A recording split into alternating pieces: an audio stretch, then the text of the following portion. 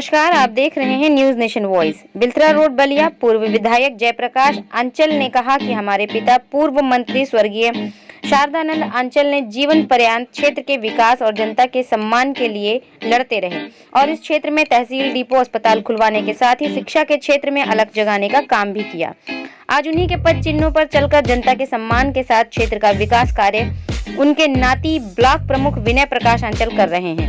उन्होंने किसान बिल पर भाजपा सरकार की जमकर आलोचना की।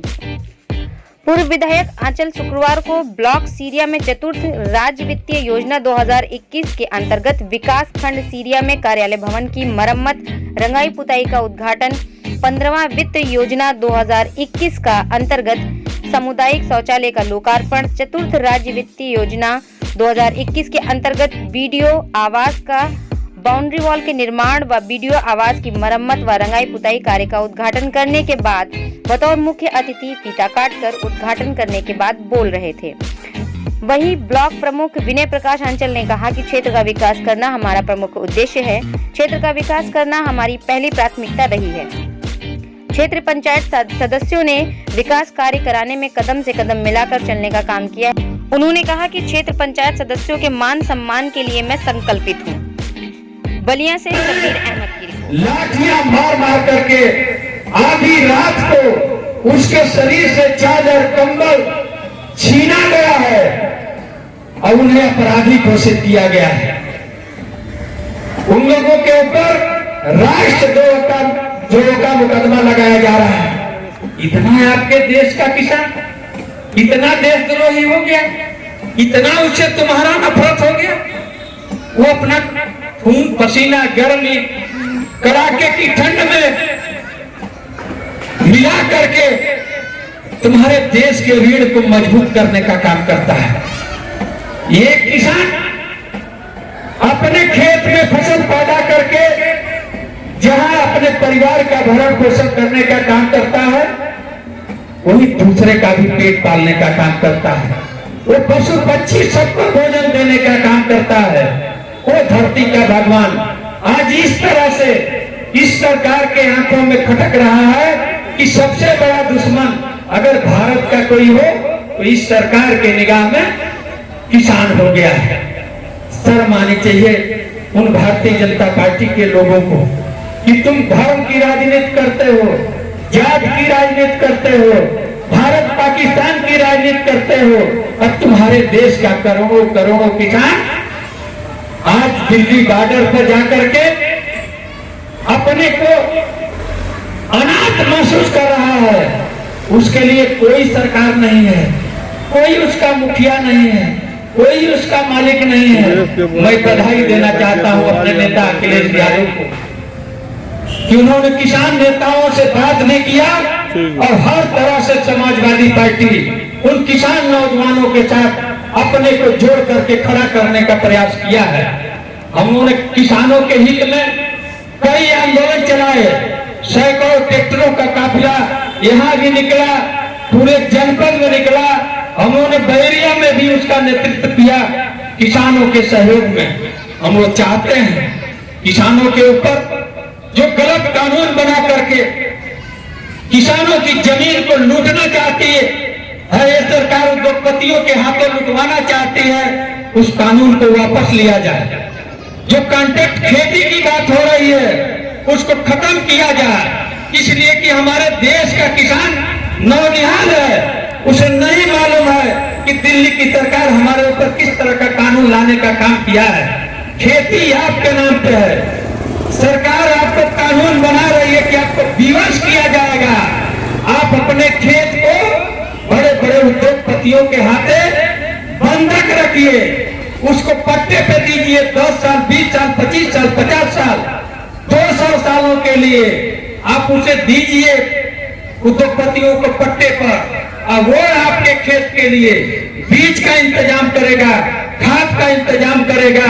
वो आपको लक्ष्य देगा कि आप अपने खेत में 15 कुंटल प्रति बीघा 15 कुंटल गेहूं पैदा करेंगे। अगर उससे कम पैदा करते हैं तो वो पैसा आपसे वसूला जाएगा विद ब्याज के साथ। ये बताइए कौन किसान आज अगर उसका दादा परदादा है अपने खेत को 50 साल के लिए दे देगा? कौन छुड़ाने जाएगा वो बड़े बड़े उद्योगपतियों से अपने खेत को? कौन छुड़ाने जाएगा? यानी रेल विभाग को ले लिए सब, पेट्रोलियम विभाग को ले लिए, LIC विभाग को ले लिए, हवाई जहाज विभाग को ले लिए, बिजली विभाग को लेने वाले हैं। अब सबसे बड़ी नजर उद्योगपतियों की है तो देश के किसानों की जमीन पे है। और जब देश के किसानों की जमीन पे उसका कब्जा होगा, कोई नहीं पूछेगा है किसान भाइयों, कोई नहीं पूछेगा तुम उसके मजदूर हो गए, अब वो तुम्हारा मालिक। आज हम लोग सभी लोग विनय बाबू के लिए खड़े हुए हैं। मैं ज्यादा कुछ नहीं बोलूंगी, लेकिन ये बात जरूर कहूंगी कि जिसके कीड़ों मार्ग पर चलते हैं, गैरों के दर्द को खुद की चुभन कर लेते हैं, समय की अगड़ाई लेने पर वही जननायक शारदानंद अंचल बनते हैं। मैं सबसे पहले बाहर से आए हुए अतिथियों को जननायक शारदानंद अंचल की धरती पर स्वागत करता हूं, अभिनंदन करता हूं, वंदन करता हूं। सम्मानित साथियों, आज विनय अंचल में मैं लगातार देखता रहता हूं, न केवल पूरे ब्लॉक क्षेत्र में 2 दर्जन से अधिक सड़कों का लोकार्पण किया, बल्कि ब्लॉक का कायाकल्प करके और एक मील का पर स्थापित कर दिया कि युवा विनय ब्लॉक प्रमुख अंचल को जिस उम्मीद के साथ आप लोगों ने ब्लॉक प्रमुख की गद्दी पे बैठाया था, इस युवा ने अपने ऊर्जा तेजस्विता के साथ उस संकल्प को पूरा किया। इसलिए हृदय की समस्त सुंदर भावनाओं के साथ और पूरे ब्लॉक के साथियों के साथ समाजवादी पार्टी की तरफ से मैं आपका खैर मकदम करता हूं, आपका क्रांतिकारी इस्तकबाल करता हूं, आपका अभिनंदन करता हूं। ये सही है, कई साथियों ने कहा, मुझे भी महसूस हुआ। अभी MLC का चुनाव चल रहा था, जिस जज्बे के साथ, जिस तेवर के साथ ब्लॉक प्रमुख विनय अंचल जी ने चुनाव की कमान को संभालकर सभी सम्मानित साथियों के साथ MLC चुनाव में जीत का परचम बेलतरा की धरती से लहराया है। आने वाला इतिहास, आने वाला कल ये साबित करेगा कि अंचल की विरासत के धरोहर में एक और नगीना आकर के बलिया का नाम रोशन करेगा। इसलिए मैं कहना चाहता हूं कि तेरी हिम्मत से ये जुनून निकला है, इसी स्याह समंदर से एक नूर निकला है। साथियों, ये अंचल की धरती है और अंचल की कहा करते थे कि गलत का विरोध करना सीखो, अगर जिंदा हो तो गलत का विरोध करना सीखो, क्योंकि बहाव के साथ से बहा करती है, तैराक नहीं। ये ओ अंचल की धरती है। मैं तो विनय अंचल को धन्यवाद देना चाहता हूं कि एक तरफ जहां इस विधानसभा के प्रतिनिधि, इस सांसद क्षेत्र के प्रतिनिधि, तरह से विनय जी ने विकास की खाका जो खींचा है, यह बात साबित हो रही है कि जो हम सब के नेता, जो जननायक शारदानंद अंचल जी ने सपना देखा था कि बेलथरा की धरती पर, शेर की धरती पर समाज के अंतिम व्यक्ति के जो चेहरा पर मुस्कान देखना चाहते थे, दीन दुखियों की बात करते थे अंचल जी, आज हम लोग के बीच में नहीं है। वो सब ये देखते कि हमारे सपना को साकार जयप्रकाश अंचल और विनय अंचल कर रहे हैं। आज इतने खुश होते, इतने खुश होते, इससे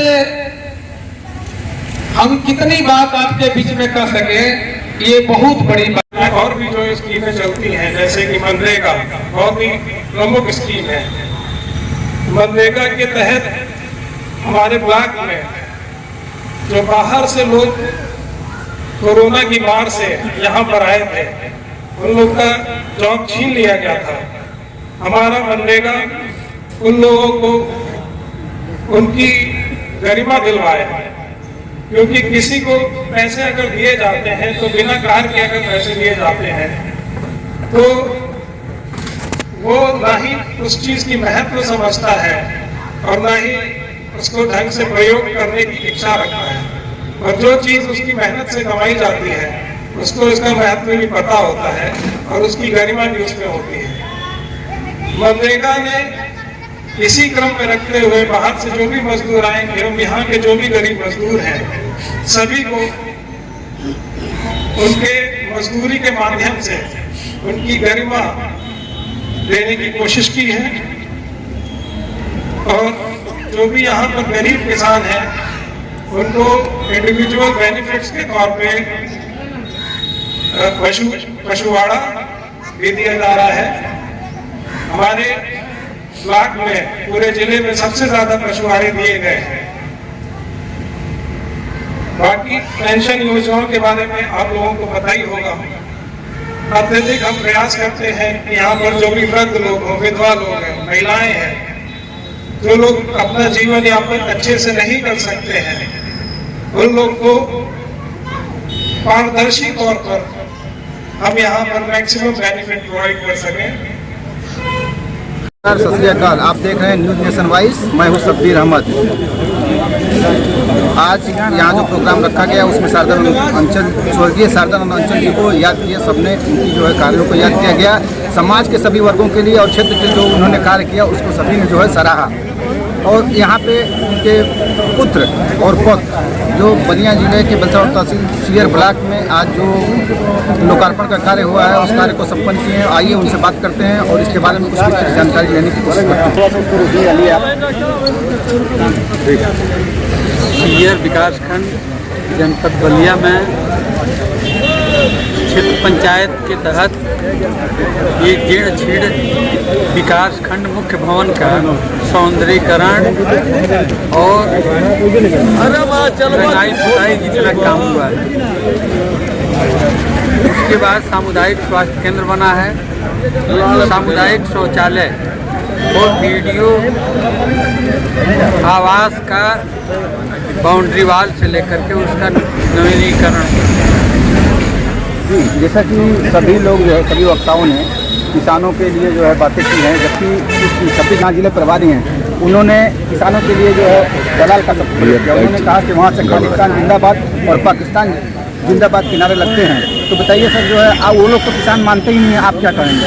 अगर इस तरह की बात भारतीय जनता पार्टी के लोग कर रहे हैं तो उसकी जितना निंदा किया जाए उतना कम, इसलिए कि वो देश के किसान हैं और देश के किसान लगभग 2 महीना से अधिक दिनों तक बॉर्डर पे अपना आंदोलन कर रहे हैं, इसलिए कि दिल्ली की सरकार जो काला कानून किसानों के खिलाफ लाई है उसको वापस किया जाए।